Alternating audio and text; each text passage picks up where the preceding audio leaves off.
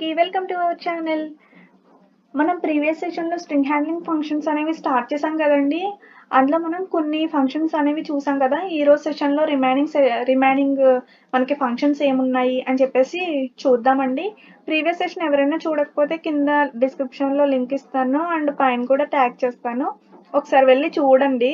అది చూసిన తర్వాత మీకు ఇది కూడా అర్థమవుతుందనమాట. లేకపోతే 50 కింద ఉంటుందనమాట. హాఫ్ ఆఫ్ కింద. ఓకే.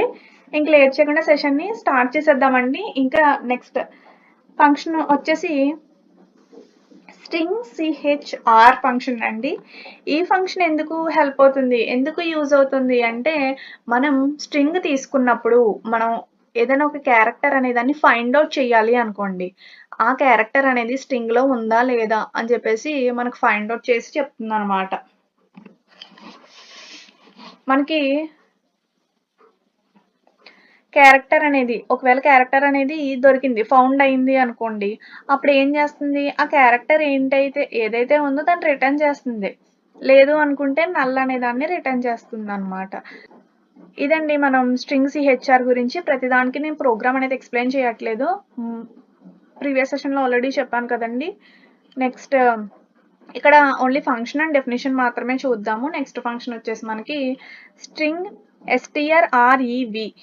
strrev ఫంక్షన్ ఎందుకు యూజ్ అవుతుంది అంటే, స్ట్రింగ్‌లో మనం ఇచ్చిన క్యారెక్టర్స్ అనేది రివర్స్‌లో రావాలి మనకి అనుకున్నప్పుడు మనం strrev అనేది ఫంక్షన్ యూజ్ చేస్తామన్నమాట. దీనికి సింటాక్స్ వచ్చేసి స్ట్రింగ్ strrev అని చెప్పేసి స్ట్రింగ్ నేమ్ అనేది ఇస్తామన్నమాట. ఇలా ఇస్తే మనకి స్ట్రింగ్ అనేది రివర్స్ అయ్యి మనకి అవుట్పుట్ అనేది వస్తుంది. నెక్స్ట్ ఫంక్షన్ వచ్చేసి స్ట్రింగ్ lwr ఫంక్షన్ అండి. ఈ ఫంక్షన్ ఎందుకు యూజ్ అవుతుంది అంటే, మనకి క్యారెక్టర్స్ అనేవి స్ట్రింగ్‌లో కొన్ని క్యారెక్టర్స్ అనేవి తీసుకుంటాం కదండీ! ఆ క్యారెక్టర్స్ ఏమైతే ఉన్నాయో వాటిని లోవర్ కేస్‌లో కన్వర్ట్ చేస్తుందన్నమాట. స్ట్రింగ్ లోవర్ ఇది.